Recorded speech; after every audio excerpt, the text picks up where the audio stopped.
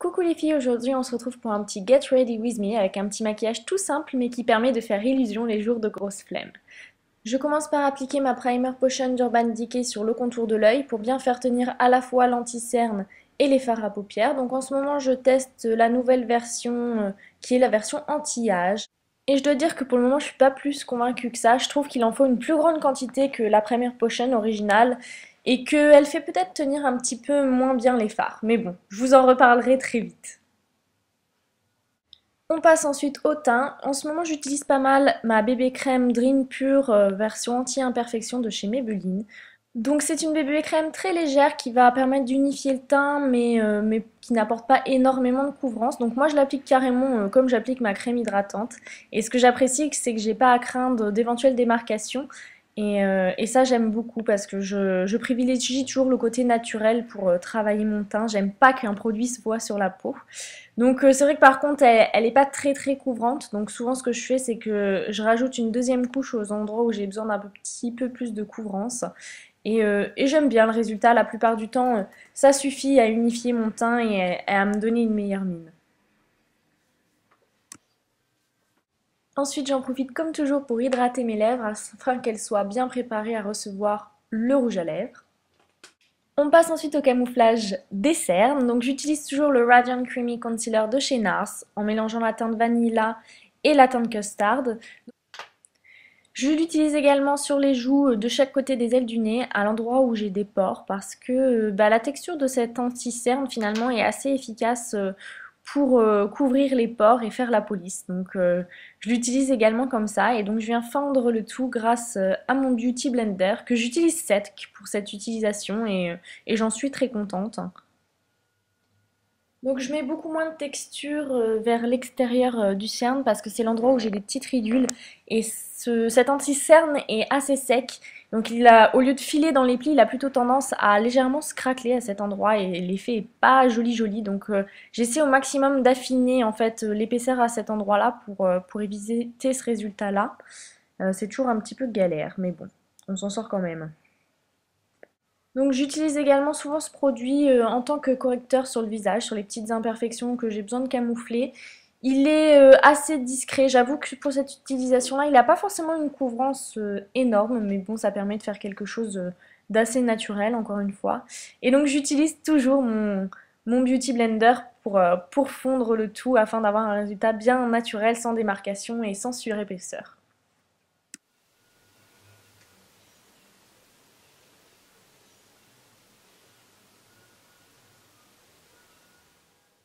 Je fixe ensuite le tout grâce à la Loose Setting Powder de chez Laura Mercier. Donc cette poudre est très fine et permet de fixer le maquillage et de lisser en quelque sorte le teint. Donc je l'utilise également sur le front même si je ne l'ai pas maquillé pour éviter de trop graisser en cours de journée. Oui je sais c'est glam. Ensuite, j'utilise les beiges de Chanel que je possède en teinte 30, donc une teinte au-dessus de ma carnation, afin de l'utiliser en tant que bronzer. Et j'aime beaucoup cette poudre, je la trouve vraiment ultra naturelle, facile à appliquer, elle sent trop bon. Et ça permet de redonner du relief au visage et de donner un effet bonne mine vraiment tout en naturel. Ensuite, on passe à mon blush chouchou du moment, donc c'est Madame Rougie de Guerlain de la collection Les Voilettes. Donc ce blush est assez pigmenté, donc il faut y aller mollo avec le pinceau, hein. Faut pas faire 4-5 allers-retours, sinon vous allez ressembler à un petit clown. Mais en y allant doucement, on obtient vraiment une jolie mine fraîche, genre retour de balade. Je suis vraiment tombée amoureuse de ce blush, je l'adore, je le trouve parfait pour l'automne. Ensuite, j'utilise mon super enlumineur Marilou de chez The Bon, qui est un joli champagne doré. Il est vraiment très joli et en plus je le trouve très facile à utiliser. Donc je l'utilise avec le petit pinceau contouring de chez Real Techniques en le mettant sur le haut des pommettes et on a un très joli glow, vraiment sympa je trouve.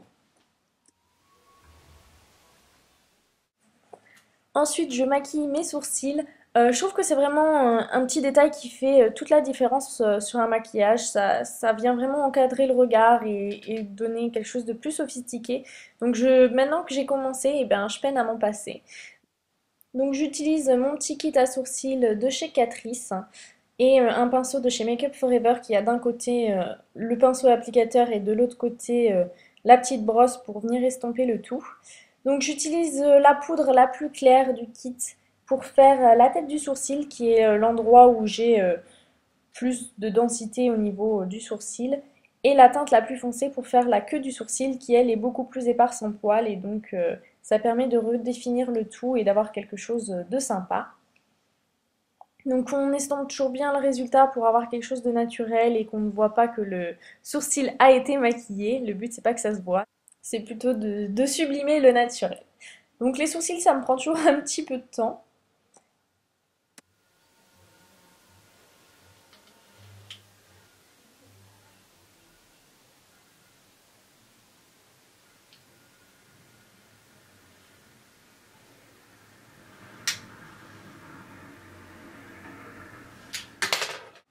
Donc ensuite je viens fixer le résultat avec un petit mascara à sourcils transparent de chez Kiko. Je fais partie de ces personnes qui se retrouvent toujours avec les sourcils en bataille en cours de journée, donc c'est pour moi une étape indispensable, je ne la saute jamais sinon je ressemble à rien.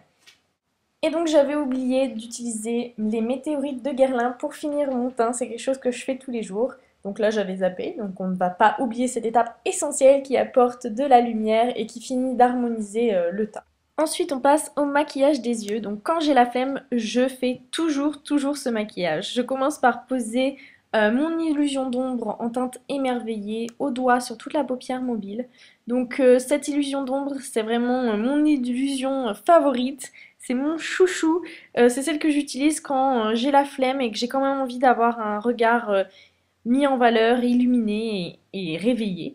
Donc je pose toujours la première couche au doigt, ça permet de mettre une très fine couche de couleur euh, tout en transparence sur la paupière. Ensuite j'utilise mon fard café de chez Boho avec un pinceau Real Techniques.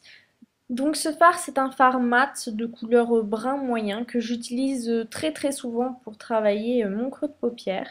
Donc je viens vraiment l'appliquer sur le coin externe et sur le creux de paupière afin de travailler le regard, de venir accentuer un petit peu tout ça et d'avoir quelque chose de quand même un petit peu légèrement travaillé même quand j'ai la flemme.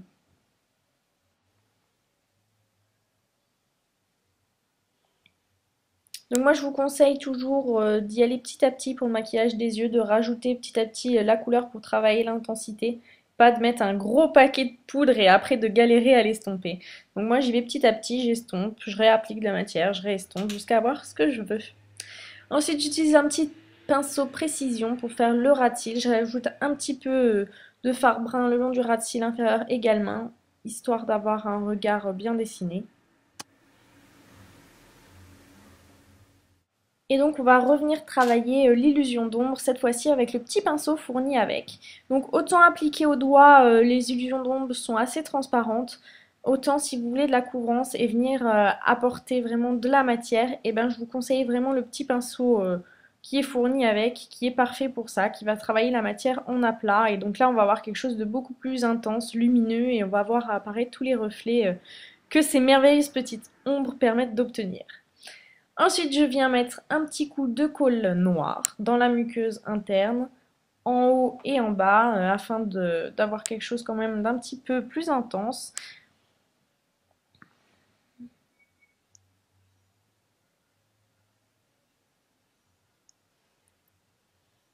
Puis on passe au mascara. Voici mon mascara chouchou, le volume de chez Chanel. Je ne m'en lasse pas, je trouve qu'il fait vraiment de très beaux cils. Il les recourbe bien, il les allonge bien, il leur donne du volume. Il est facile à travailler, passer les 15 premiers jours d'ouverture. Au départ, il fait des paquets, c'est une horreur. Mais après, on peut vraiment dire qu'il se bonifie avec le temps. Et moi, je l'ai depuis sa sortie et je suis toujours sur le même tube. Donc il est quand même assez increvable, ce petit mascara.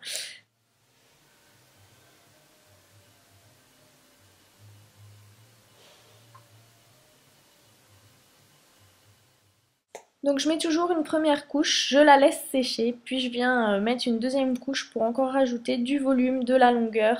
Et c'est vrai qu'il fait pas de paquet, il est vraiment magnifique. Et j'adore le résultat qu'il donne sur mes cils.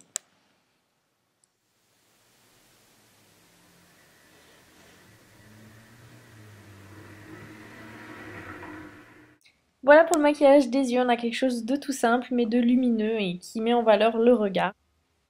Ensuite on passe aux lèvres et c'est là que je sors le grand jeu. Donc j'utilise mon nouveau rouge à lèvres, le Dangerous de la collection Retromat de chez MAC. Donc c'est vraiment un rouge légèrement orangé, donc bien pétant, qui fait un peu femme fatale, sexy à souhait. Donc je l'adore, ce petit rouge à lèvres. Donc c'était une édition limitée, je pense qu'ils ne sont sans doute plus disponibles sur le site, comme d'habitude. Donc si jamais la couleur vous fait craquer, je pense que c'est quand même assez proche du Lady Danger, qui est également un rouge à lèvres de chez MAC, un rouge qui tire vers le orangé. Comme j'utilise pas de crayon contour des lèvres, ce rouge à lèvres me demande un tout petit peu de temps à appliquer, mais en prenant le temps, on arrive à faire quelque chose de tout à fait propre. Et donc voilà le résultat, je trouve que ça vient vraiment illuminer le visage en quelques secondes, et ça fait comme si vous aviez un maquillage sophistiqué sans effort.